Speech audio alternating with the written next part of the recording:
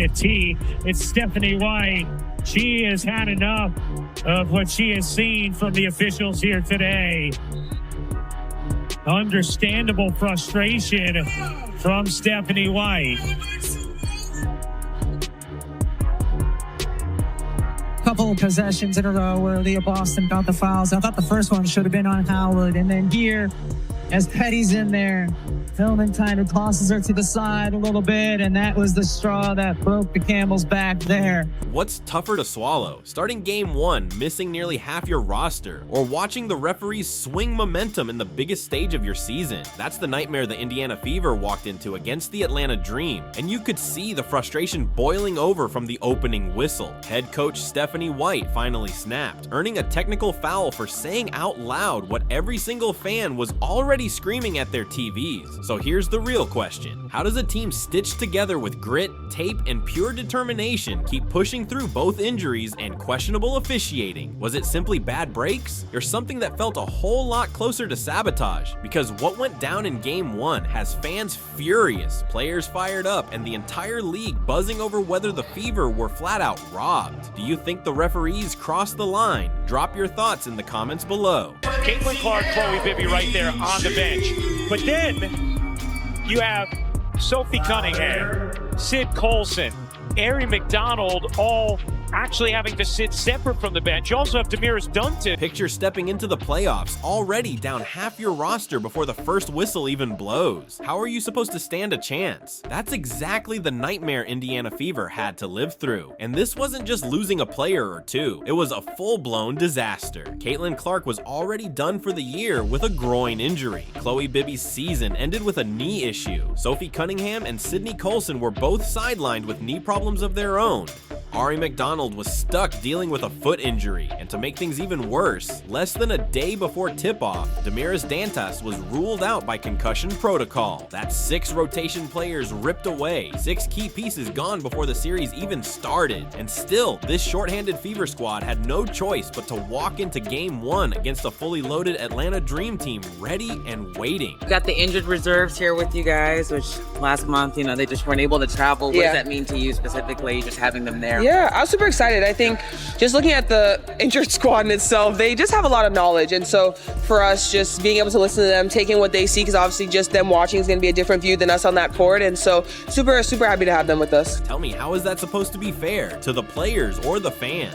Indiana spent the entire season battling through this exact kind of adversity just to claw their way into the 6th seed. They fought through months of patchwork lineups, trying to fit together a roster that always seemed incomplete. And instead of finally getting a clean slate when the playoffs arrived, the Fever rolled into Atlanta with an injury report longer than some teams' entire bench. They haven't been able to travel, some of them, but most of them are here now. Just how do they help kind of from a culture-wise and with just bringing some perspective to you guys? Yeah, I mean, we miss them every day on the court. So to be able to have them we had our plane, front of our plane, normally we have empty seats. It was filled on the way here. So, I mean, they bring energy, they bring light, they bring their vocal leaders, all of them. So to have them on this trip is huge. And I don't know how we're going to fit everyone on the bench. It's not that long. It's been packed recently. So I'm excited to see how we figure that out, but it'll be great to have them back with us. And then there was the bench. What a sight that was. The Fever brought everyone along, every single one of the 16 players, whether they could suit up or not. On one hand, it was a powerful show of solidarity. On the other, it just underlined how outrageous the situation really was. There weren't even enough chairs to go around. The front row filled up instantly, leaving injured players in street clothes stuck in a second row behind the actual bench, almost like they were waiting to board a plane. That's when you know the injury bug has hit so hard, it literally can't fit along the sideline. To travel from a medical standpoint as well, so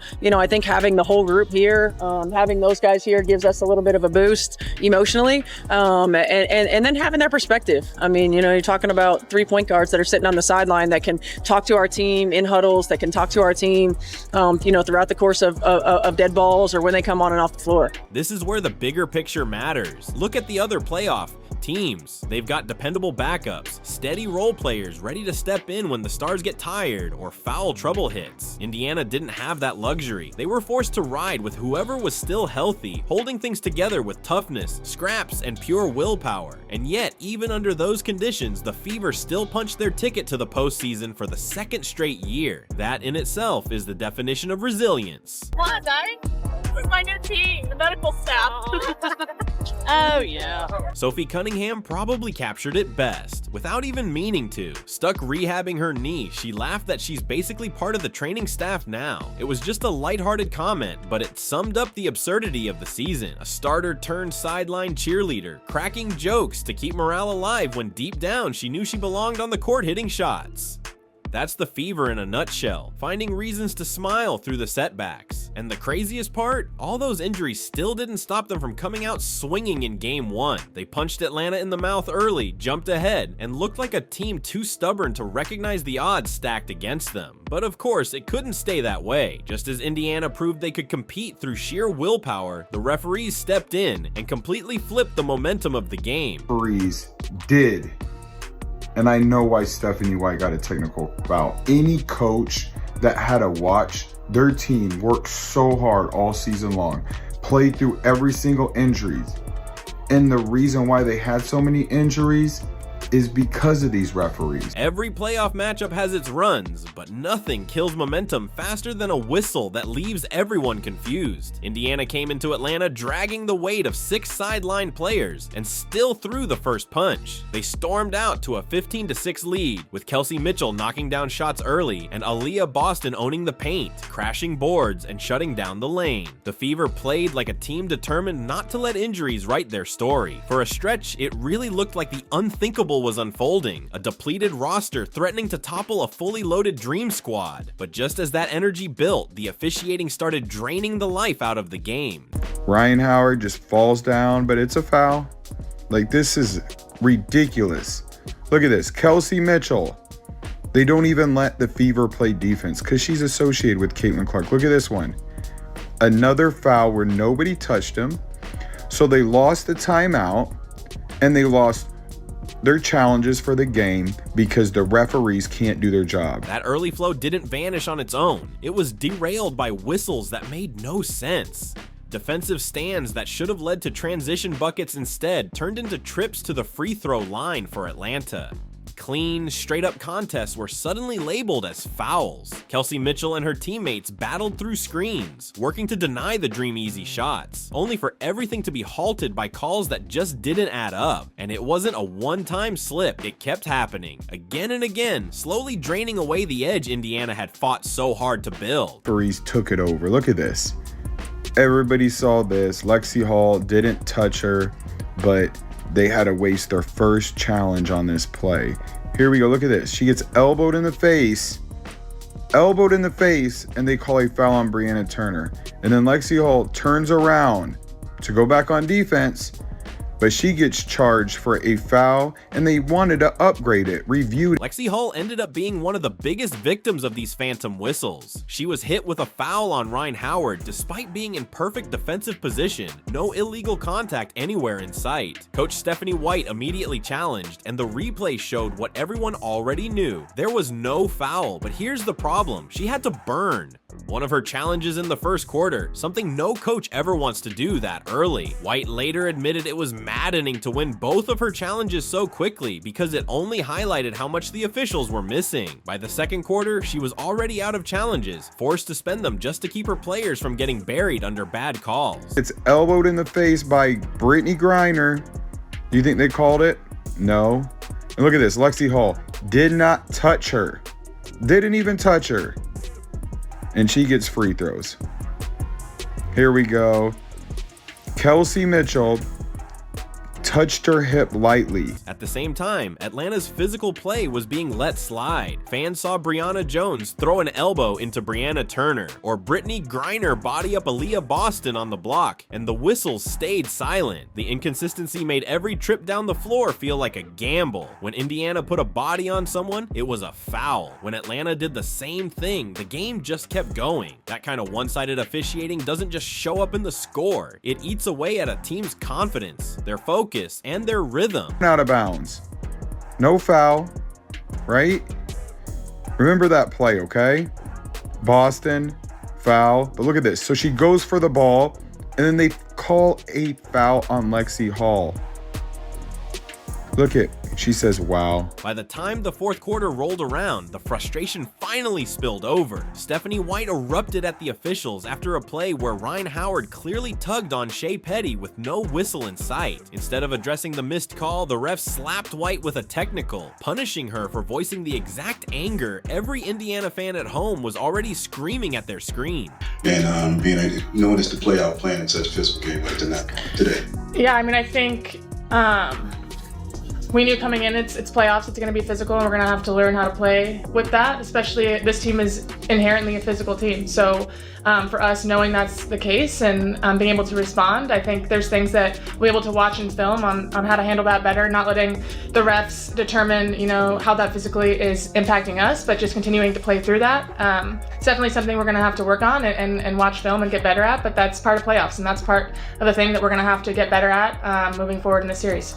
Not long after, Odyssey Sims was hit with one of her own, diving after a loose ball that should have been celebrated as pure hustle, but instead got punished. The arena buzzed with confusion, and the Fever bench looked rattled. Caitlin Clark, still sidelined but present, even stepped in to calm down her head coach as Stephanie White looked ready to explode further. It was a surreal moment, the injured sophomore holding back the coach who had finally seen enough. Atlanta thrived in the chaos, using it as fuel for a third quarter surge that widened the gap into a mountain the Fever couldn't climb. And when it was over, the story wasn't about Indiana's stars or how they played. It was about the officiating. Fans were left wondering, did the Fever lose to the Dream or to the referees? Yet even through all of that, the players on the floor never stopped battling, and that piece of the story matters just as much. You think after 20 of them, look at this. So that's a foul, right? But watch when the Fever do it 2 times in a row, same exact thing.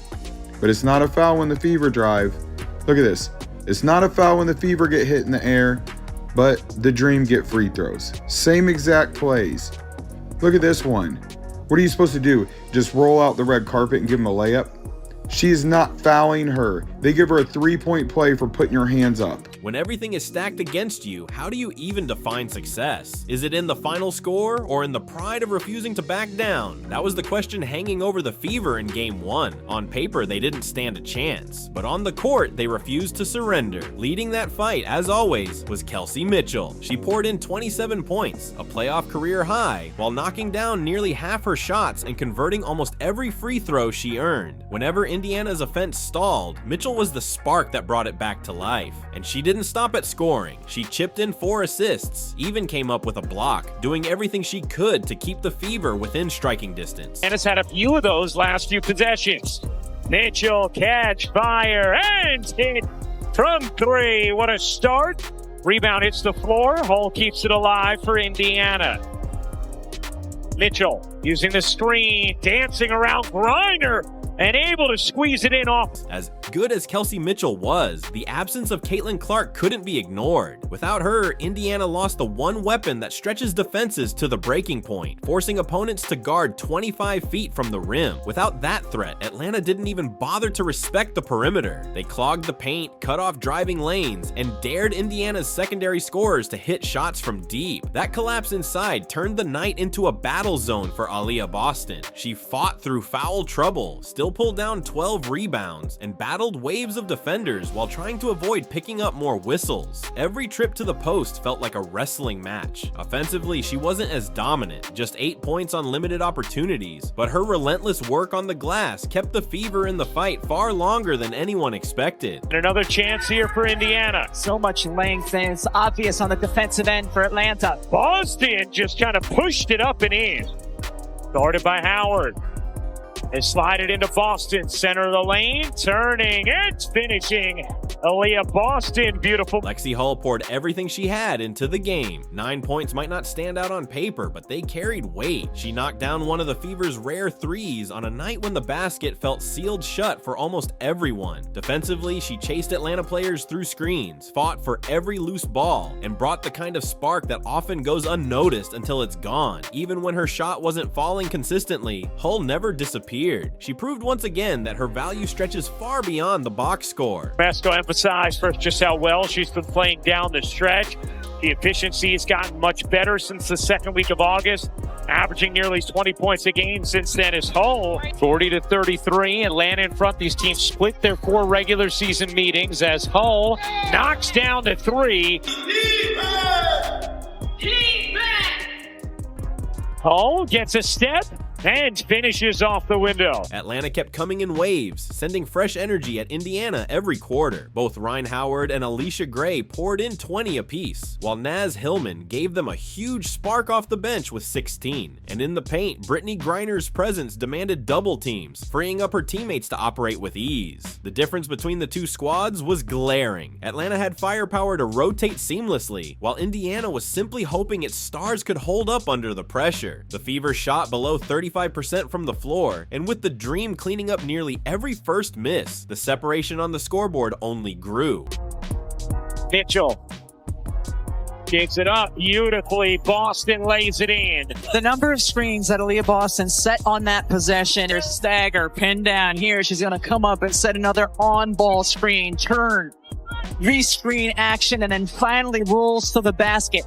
What stood out most wasn't the shooting splits or the stat sheet. It was that Indiana never broke. They battled until the horn, knowing the real chance to change the series was waiting back home in Indianapolis. Game 2 marks the Fever's first playoff game on their own court since 2016, and that alone is enough to keep belief alive. Now the question isn't whether this team has the talent, it's whether their fans can turn the arena into the spark that powers a season-defining win. I mean, we're competing against everyone. We're in every single game, and I think at the end of the day, we've seen in moments when we're not doing well or games that we've lost, it's really things that we can control. So making sure that we're locked in on all of those things and tidying up those little things, because if we can put together 40 minutes, we feel like we can beat anybody in the league. So we're excited about the opportunity. We're excited that the playoffs is finally here. And now, it's not about what our record was. It wasn't about teams we beat or who we didn't beat during the regular season. It's about Atlanta. It's about this game on Sunday. So that's all we're focused on, and we're really excited about the opportunity. Imagine this, the Indiana Fever walking into Gainbridge Fieldhouse for their first home playoff game since 2016. Nearly 10 years of waiting, a season riddled with setbacks and injuries, all boiling down to this night. For the fans, it's bigger than basketball. It's about proving that playoff hoops in Indiana still carry weight, and the energy inside that arena, it's going to be impossible to ignore. I think we're just really excited about it. I think last year our fans were robbed of getting to be part of the playoff experience. Watching the Pacers in playoff, the fans really do show out, and Gainbridge is loud and crazy and electric. And so to be able to host a game there and be able to bring what they've, how they've supported us so long, be able to give this to them and have a really fun one, I think we're really excited about it. And I love this new. The stage couldn't be set with higher stakes. This isn't just another game on the schedule. It's Indiana's last chance to keep their season alive. The tough reality? They're still missing the same 6 players who left them short-handed in Atlanta. Caitlin Clark remains out. Sophie Cunningham, Sydney Colson, Ari McDonald, Chloe Bibby, all sidelined. Damiris Dantas is still under concussion protocol and won't even be evaluated until Game 2. That means the Fever once again face the same depth crisis, this time with no safety net. Atlanta knows exactly what worked the first time. Collapse the paint, erase spacing, and force Indiana into rushed jumpers while rotating through a deeper bench. 2 for 15 from beyond the arc simply won't get it done, and everyone in the arena knows it. Coach Stephanie White didn't sugarcoat it. If Indiana's offense is going to hold up, the ball has to move. Crisp passing, quick reads, no wasted trips. Execution has to be perfect because Atlanta's size and length aren't shrinking just because the venue changed. I know that you guys are focused on the game tomorrow, but just with the change in playoff format and knowing that you guys are going to have an opportunity to play at home, does it feel differently this year at all? Even though, again, you have to get through tomorrow first. It doesn't feel differently for me. Because I've been in all the formats. As being a player and a coach, I don't know if it feels differently for them. I'm happy for our fans, that they get an opportunity to see the team in the playoffs. I remember a year ago in Connecticut, it was like, thank God we didn't have to go back to Indiana. So I'm thankful for our fans that they're going to. The load on Kelsey Mitchell's shoulders is massive, but it can't all fall on her. Dropping 27 in Game 1 showed she's more than capable. Yet if no second scorer steps up, Atlanta will crowd her lanes again and shut down every drive. Aaliyah Boston will keep battling in the paint, and Lexi Hull will scrap for every 50-50 ball. But someone else, whether it's Nalissa Smith, Christy Wallace, or Erica Wheeler, has to emerge as a dependable option, and that's where the fans come in. 17,000 voices can't defend Ryan Howard or outmuscle Brittany Griner, but their energy can amplify every Fever run, make each defensive stop sting more, and turn every Atlanta possession into a grind. This isn't only about extending the season, it's about showing this franchise can take a punch, stand tall on their home floor, and start building the momentum Indiana's been waiting for. No matter the final score, what happens inside Gainbridge Fieldhouse will shape how this playoff run is remembered. Kelsey, given the playoff format change, you guys being able to actually host a postseason game for the first time in your career in Indiana, how much do you expect that to help you guys, to give you momentum, and how just personally excited are you for that? Personally excited. I'll let you know when I get there. But I think it gives ourselves a chance to stay in a hunt of things we really trying to figure out, a way to come back here whenever we play. We would like to play again. So you're gonna have to take the necessary steps to be at your best. But I would like to think that being back at home can kind of give us a sense of comfort. So hopefully we can use it for what it's worth and not take it for granted. This series has gone beyond wins and losses. It feels like pure survival. The Fever have battled injuries all year, lost momentum to questionable whistles, and yet, here they are, still standing, still ready to fight. Game 2 in Indianapolis isn't just another matchup. It's the first playoff game at Gainbridge Fieldhouse since 2016, and everything is on the line. Fever fans, this is your chance. The energy in that building could be the difference between an early exit and a season that refuses to die. One game has the power to flip the entire storyline. So the question is, will the home crowd provide the spark that keeps this season alive? Were the Fever robbed by the refs? Drop your thoughts in the comments. Don't forget to like, subscribe, and turn on all notifications so you never miss a moment. Click the video on your screen, and we'll see you in the next one.